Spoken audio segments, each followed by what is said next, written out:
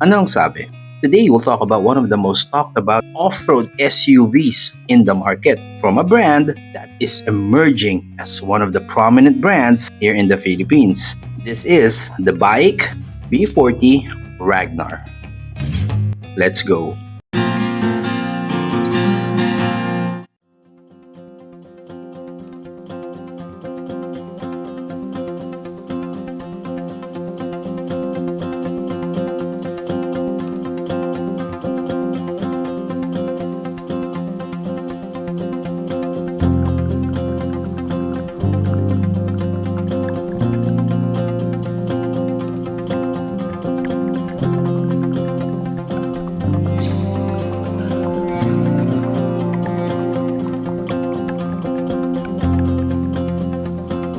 Kung di pa po kayo nagsasubscribe sa channel ko, please do consider subscribing and hit that like button. Maraming salamat po. Look at it.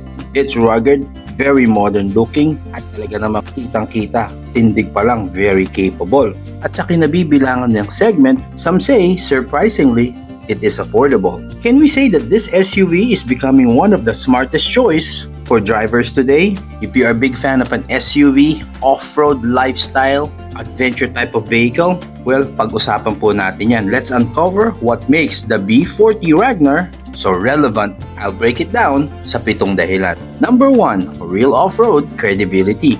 First, ito pong B40 Ragnar. I will say, from the look alone, from how I see underneath everything, all angles, hindi po siya pretender. It's built on a body-on-frame structure. Yung talagang robust architecture. Yung masasabi mo na talagang same that was used on the platform ng legendary off-roaders like the Jeep Wrangler. Andun yung real toughness for rough roads, provincial terrains, alam mo yung disaster-prone environments, pang-rescue sa bundok, you name it, crossing rivers.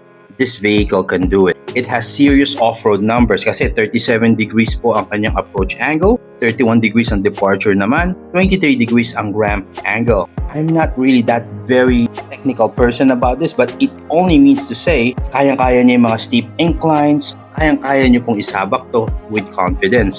Around 210 to 220 millimeters ang ground clearance, kaya sa baha, passing through rough roads, at sabi ko nga, river crossing, kayang-kaya po niya yan.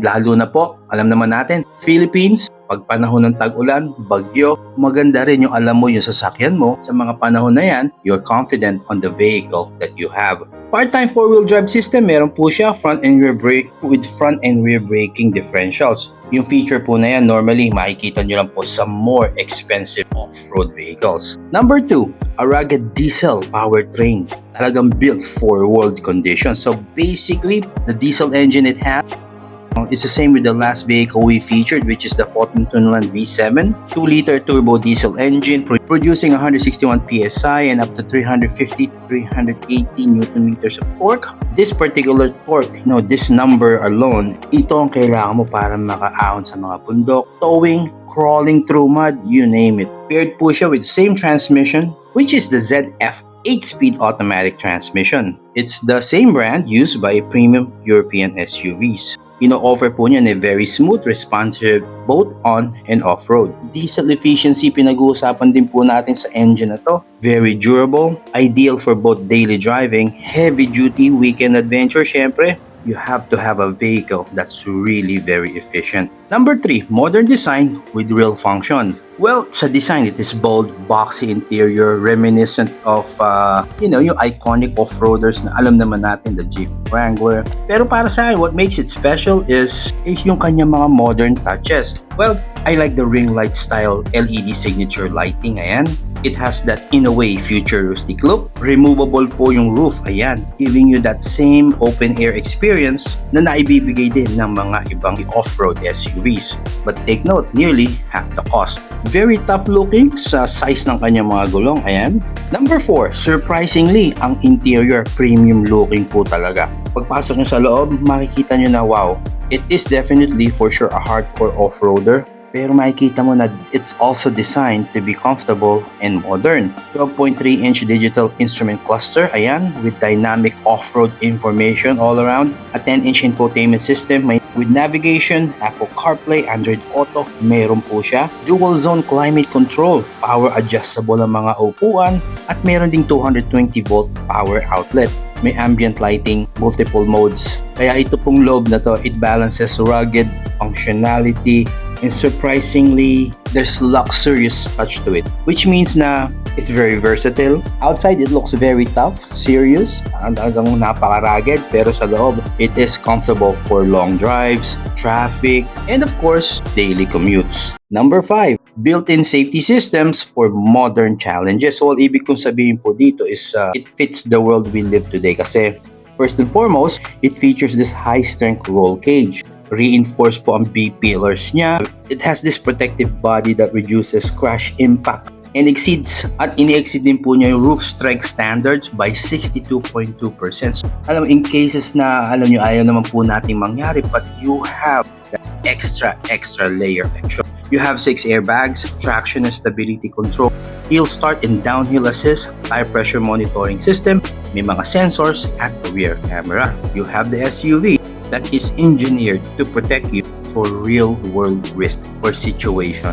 Number 6, incredible value for money. Well, kasi ito na yung part na nakaka-excite kasi the BAIC B40 Ragnar dito sa may pasong tamo, Chino Roces Avenue, Makati, yan po ang kanyang pricing. Comparing it to other off-road SUVs like the Jeep Wrangler, more than 4M, the GWM Tank 300 at 2.7 to 3M, even the Toyota Fortuners, mas mahal po kesa dito. And yet the Ragnar gives you a diesel engine, it has locking differential, removable roof, digital cockpit, luxury features andyan, at easy all of that on a significant lower cost for you.